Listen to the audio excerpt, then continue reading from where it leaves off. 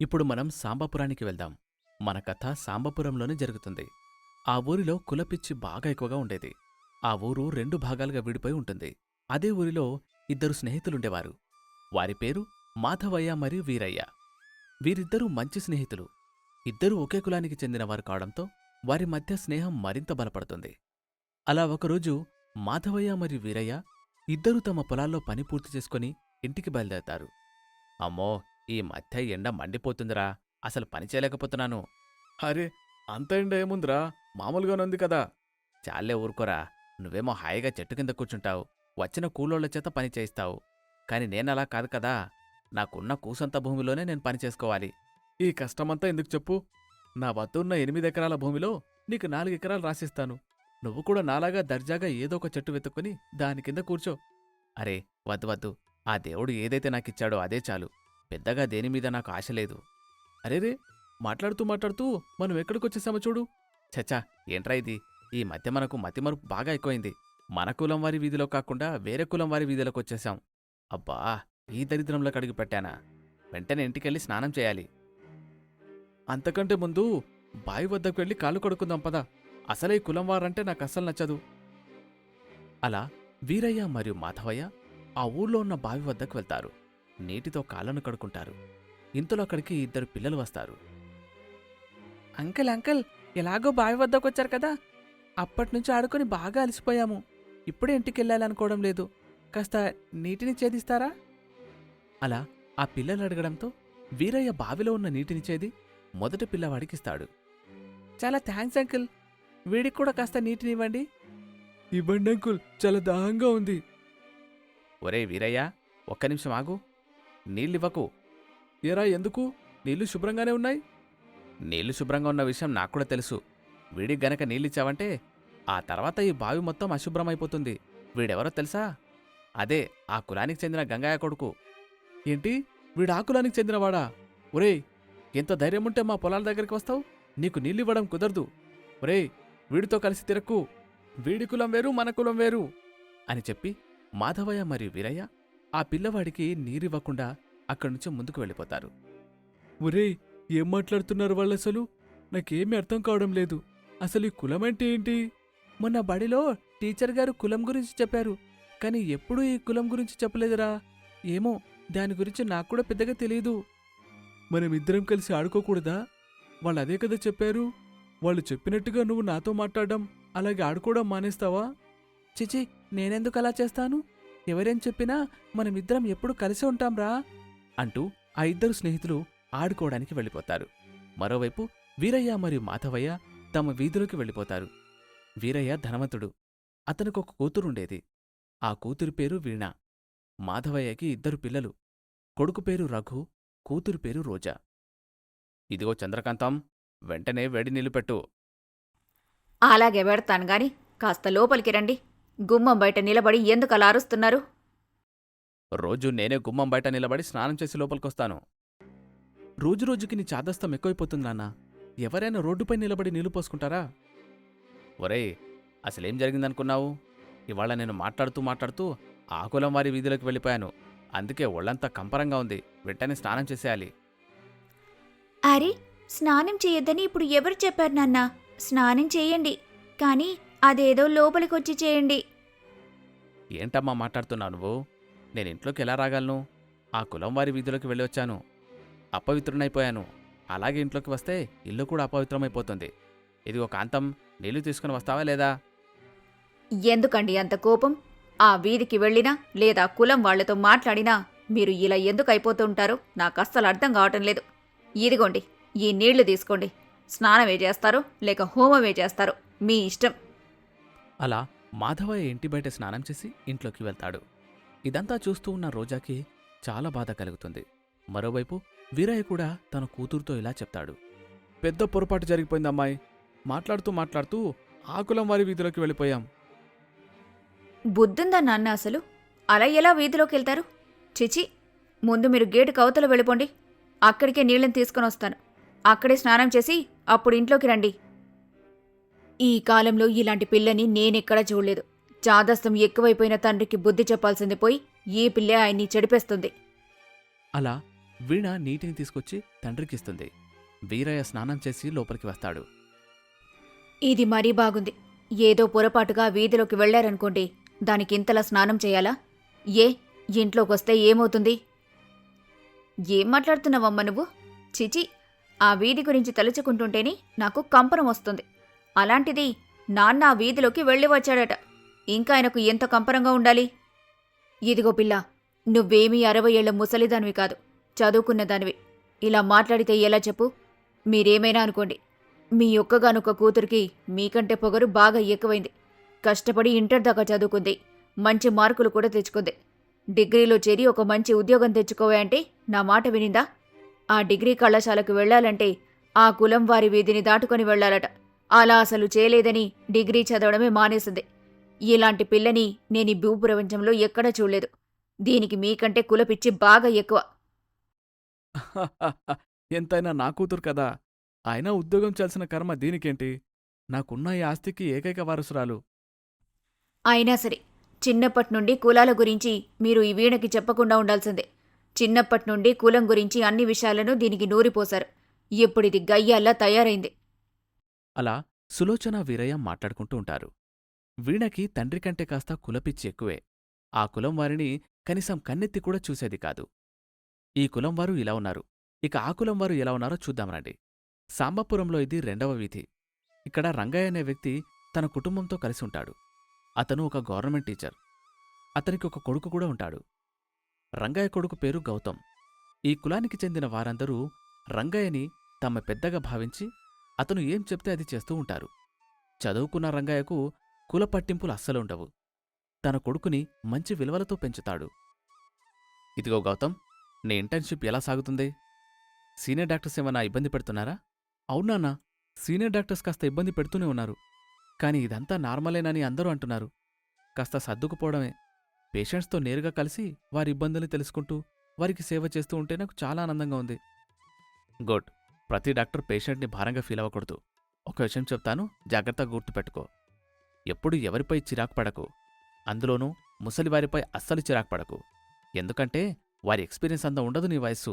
వయసు అయిపోవడంతో వారు కాస్త చాదస్తంగా ప్రవర్తిస్తారు. అయినా సరే, నువ్వు వారితో ఓపికగా ప్రవర్తించి వారికి ట్రీట్మెంట్ చేయాలి. అలా రంగయ్య తన కొడుకుతో చెప్తూ ఉంటాడు. ఇంతలో రంగయ్య భార్య ప్రమీల వారి వద్దకు వచ్చి ఇలా చెప్తుంది. ఒరే, పేషెంట్స్ గురించి ఆలోచిస్తూ తినటం మానేయొద్దు. చూడు, ఎంత సన్నగా అయిపోయావు. ఇందాక గారెలు వేశాను. ఒక్క గారైనా ముట్టుకున్నావా? లేదు. ఏమైనా అంటే క్యాలరీస్ అమ్మా అంటావు. చిన్నప్పుడు నేను చేసిన ప్రతి వంటని మెచ్చుకుంటూ తినేవాడివి. ఇప్పుడు బాగా మారిపోయావురా.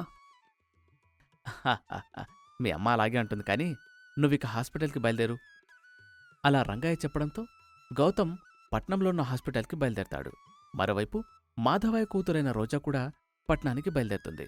రోజా పట్నంలో ఉన్న ఒక బడిలో టీచర్గా పనిచేస్తూ ఉంటుంది. ఇక్కడే మనకు మరొక విషయం తెలుస్తుంది. గౌతమ్ మాధవయ్య కూతురైన రోజాని ప్రేమిస్తూ ఉంటాడు. వారిద్దరూ పట్నంలో కలుసుకుంటారు. ఏమంటున్నాడు మీ నాన్న? ఇంట్లో మన విషయం చెప్పావా? ఏంటి చెప్పేది? రామాయణమా లేక మహాభారతమా? అసలు నిన్న ఏం జరిగిందో తెలుసా? మా నాన్న పొరపాటున మాట్లాడుతూ మరిచిపోయి మీ వీధిలోకి వచ్చాడట. అంతే, ఇంటికొచ్చి నాన్న రభస చేసి ఇంటి బయట స్నానం చేసుకుని ఆ తర్వాత కాని ఇంటి లోపలికొచ్చాడు. ఇంత పిచ్చేంటి మీ నాన్న? తప్పకుండా చదువుకొని ఉండడు. ఏమో, మా నాన్నకు కులపిచ్చి బాగా ఎక్కువ. పొరపాటున వీధిలోకి అడుగుపెట్టినందుకే అంత గొడవ చేశాడు. అదే నేను నీతో మాట్లాడుతున్నానని తెలిస్తే ఇంకా అంతే సంగతులు. నాకు చాలా భయంగా ఉంది గౌతమ్. అరే, భయపడొద్దు. భయపడి ఎలాంటి లాభం లేదు. మరో సంవత్సరంలో నేను డాక్టర్ని అయిపోతాను. ఎవరైనా డాక్టర్ సంబంధం వద్దు అని అంటారా? అందులోనూ మాకు బాగా డబ్బుంది. మనకు ఊళ్ళో 2 బిల్డింగులు కూడా ఉన్నాయి. ఎంత ఆస్తి, అలాగే మంచి ఉద్యోగాన్ని ఏ తండ్రి వద్దనుకోడు. తప్పకుండా మీ నాన్న నన్ను ఇచ్చి పెళ్లి చేస్తాడు. డబ్బు ముందు ఏ కులమూ పనిచేయదు. అంతేనంటావా? నేను కూడా అదే జరగాలని కోరుకుంటున్నాను. మా నాన్నకు కులపిచ్చున్నట్టే మీ నాన్నకు కూడా కులపిచ్చుందా? చిచి, లేదు. మా నాన్నకు ఎలాంటి కులపిచ్చి లేదు. ఆయన అందర్నీ సమానంగా చూస్తారు. అందరికీ మర్యాదిస్తారు. మా నాన్న కూడా మీ నాన్నలాగే ఉంటే ఎంత బాగుండేదో. ఏం జరుగుతుందో ఏమో. నేను భారం మొత్తాన్ని ఆ 7 కుండల వాడిపైనే వేశాను. ఇక అంతా ఆయన దయపై నడవాల్సిందే. అలా రోజా మరియు గౌతమ్ మాట్లాడుకుంటూ ఉంటారు. ఇదిలా జరుగుతూ ఉండగా ఒకరోజు మాధవ వద్దకు అతని కులస్థుడైన గోవింద్ వస్తాడు. పెద్ద పొరపాటు జరిగిపోయింది మాధవయ్య, వెంటనే మన కులం వాళ్ళని పిలువు. ఏమైందిరా, ఎందుకలా కోపంతో రగిలిపోతున్నావు? ఏం జరిగింది? ఏం జరిగిందా? నా కొడుకుని ఆ కులంవాడు కొట్టాడు. వాడిని ఊరికే విడిచిపెట్టకూడదు. మన కులం సత్తా ఏంటో వాడికి చూపించాలి. ఏంటి, నీ కొడుకుని ఏకంగా కొట్టాడా? మన కులం వాడిని ముట్టుకోవడానికే భయపడే వీళ్లకు అసలు కొట్టే ధైర్యం ఎక్కడ్నుంచొచ్చింది? అసలు ఇదంతా ఎలా జరిగిందో కాస్త వివరంగా చెప్పు. ఎప్పుడు వెళ్ళినట్టే నా కొడుకు ఇవాళ బడికి వెళ్ళాడు. వెళ్ళిన గంటకి తిరిగి వచ్చేశాడు. ఏమైందిరా అంటే, హోంవర్క్ చేయనందుకు సార్ కొట్టాడట. ఆ సార్ ఎవరో తెలుసా? ఆ కులానికి చెందినవాడు. దీన్నిక్కడే వదిలేయకూడదు. ఏటి నాన్నా, నువ్విలా మాట్లాడుతున్నావు? ఒకసారికి తన క్లాసులో ఉన్న పిల్లాన్ని కొట్టే అధికారం కూడా లేదా? అదంతా నాకు తెలీదు. మన కులం వాడిని కొట్టాడంటే వాడిని ఊరికే విడిచిపెట్టకూడదు. అలా మాధవయ్య తన కులం వారిని వెంటబెట్టుకుని వీరయ్య వద్దకు వెళ్తాడు. ఏం జరిగిందిరా? అందరూ ఎందుకిలా వచ్చారు? ఏం జరిగిందో తెలుసా? మన గోవిందు కొడుకుని ఆ కులం వాడు కొట్టాడు. ఎంతసారైతే మాత్రం మన కులం పిల్లవాడిని కొడతాడా? ఏంటి, కొట్టాడా? ఎంత ధైర్యం వాళ్ళకసలు? ఇప్పుడే వెళ్ళి తాడో పెడో తేల్చుకోండి. ఈ ఊర్లో మనమైనా ఉండాలి, లేక ఆ కులం వారైనా ఉండాలి. అలా వీణ కూడా చెప్పడంతో వీరయ్య కూడా మాధవయ్య వెంట బడికి వెళ్తాడు. గోవిందు తన కొడుకును కొట్టిన మహేష్ని బడి నుంచి బయటకు లాక్కుని వచ్చి చెట్టుకి కట్టేస్తాడు. ఇదంతా గమనిస్తున్న రంగయ్య అక్కడికి వస్తాడు. రంగయ్య మాధవయ్యపై చేవేసి ఇలా మాట్లాడుతూ ఉంటాడు. ఏంటి సార్ ఇది? ఇక్కడేం జరుగుతుంది? ఇది బడండి. ఊరి గొడవలేమనుంటే బడి బయట చూసుకోండి. అయినా నా తోటిపోద్దాన్ని ఇలా ఎందుకు కట్టేశారు సార్? ఎంత ధైర్యంరా నీకసలు? నా భుజంపై చేవేస్తావా? చేవేసింది కాక నాకు దగ్గరగా నిలబడి మాట్లాడతావా? సారీ సార్, నన్ను క్షమించండి. కానీ ఇలా చేయడం చాలా పెద్ద తప్పు. మీరు మహేష్ని ఎందుకు కట్టేశారో చెప్పండి. వీడు నా కొడుకును కొట్టాడు. అందులో తప్పేముంది? మీ అబ్బాయి చాలా రోజుల నుండి సరిగ్గా బడికి రావడం లేదు. వచ్చినా సరే చదువుపై అస్సలు కాన్సంట్రేట్ చేయడం లేదు. అలాగే హోంవర్క్ కూడా రావడం లేదు. అందుకే ఒక ఉపాధ్యాయుడిగా మహేష్ తానని కొట్టాడు. ఇందులో అసలు ఎలాంటి తప్పు లేదు. ఎలాంటి తప్పు లేదా? అసలెంత ధైర్యం ఉంటే ఇతను మా కులం వ్యక్తిని కొడతాడు? ఇవాళ చిన్నపిల్లవాడిని కొట్టాడు. దీన్ని కనుక మేం వదిలేస్తే రేపు మాలో ఎవరినైనా ఒకరిని కొట్టడం అన్న గ్యారెంటీ ఏంటి? ఏంటి సార్ ఇలా మాట్లాడుతున్నారు? మీ అబ్బాయికి ఇతను ఉపాధ్యాయుడు. ఎన్నో ఏళ్ల నుంచి చదువు చెప్తున్నాడు. ఈరోజు మీ అబ్బాయి 4 ముక్కలు చదవగలుగుతున్నాడంటే అది ఇతని దయ. 4 అక్షరాలు రాయగలుగుతున్నాడంటే అది అతను చెప్పిన విద్య. ఇంత చేసినవాడు ఒక్క దెబ్బ కూడా వేయకూడదంటారా? వేయకూడదు. ఒక ఉపాధ్యాయుడికి చదువు చెప్పొచ్చు. కాని ఆ కులం వాడిగా ఈ కులం వ్యక్తిని కొట్టడం తప్పు. అలా మాధవయ్యకి మరియు రంగయ్యకి మధ్య గొడవ జరుగుతూ ఉంటుంది. ఇక అప్పుడే గౌతమ్ హాస్పిటల్లో పని ముగించుకొని ఊరికి వస్తాడు. ఏంటి, ఈ సమయంలో బడి వద్ద ఏం జరుగుతుంది? అందరూ ఎందుకలా కొట్టుకుంటున్నారు? ఒకసారి వెళ్ళి చూద్దాం అంటూ గౌతమ్ కూడా ఆ వ్యక్తుల వద్దకు వెళ్తాడు. అప్పటికే గొడవ చాలా పెద్దదిగా మారిపోయి ఉంటుంది. జరిగిందేదో జరిగిపోయింది. మా అబ్బాయికి అతని చేత క్షమాపణ చెప్పించండి. అది ఎప్పటికీ జరగదు.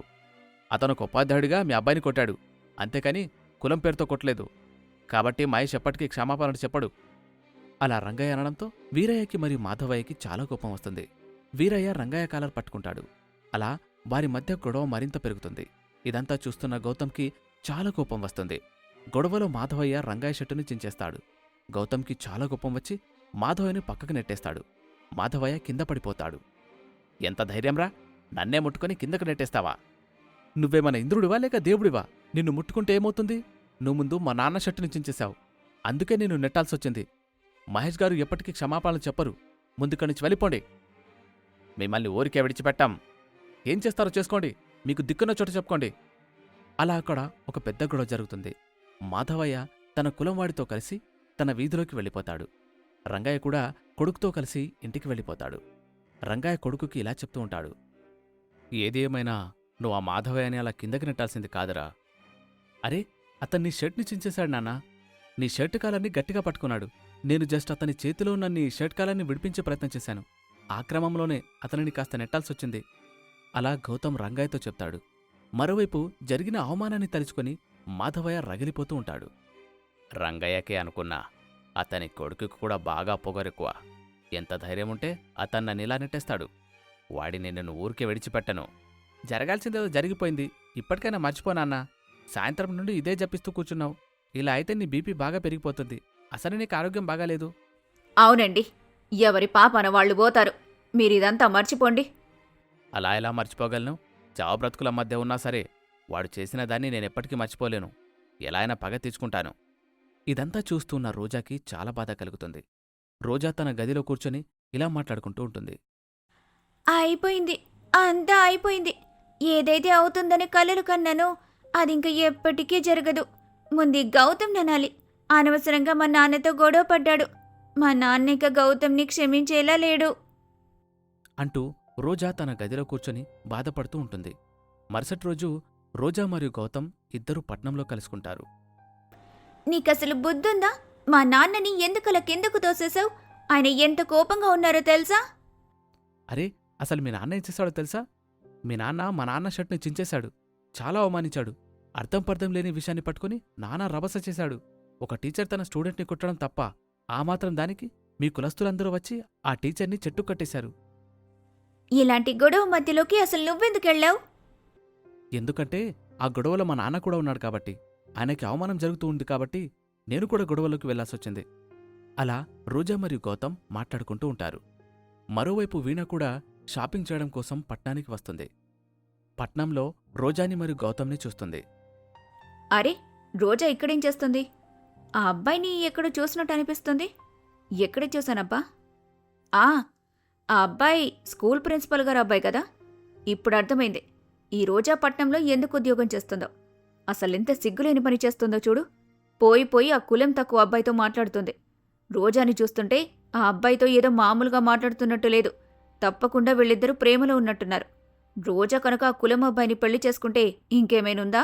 వామ్మో, ఇంకంతే సంగతులు. వెంటనే ఈ విషయాన్ని మాధవయ్య అంకుల్కి చెప్పేయాలి. అంటూ వీణ సాంబపురానికి బయలుదేరుతుంది. గౌతమ్ మరియు రోజాల ప్రేమ విషయం ఇంట్లో తెలిస్తే అసలేం జరుగుతుంది? మాధవయ్య ఎలా రియాక్ట్ అవుతాడు? వీణ సాంబపురంలో పెద్ద చిచ్చు రేపబోతోందా? మాధవయ్య తన కూతురికి అలాగే గౌతమ్కి పెళ్లి చేస్తాడా? లేక కులం పిచ్చిలో మునిగి తేలుతున్న మాధవయ్య తన కూతురికి మరొక వివాహం చేస్తాడా? ఏం జరుగుతుందో చూడాలి మరి. మీరు కూడా మరొక పాట కోసం వెయిట్ చేస్తూ ఉండండి.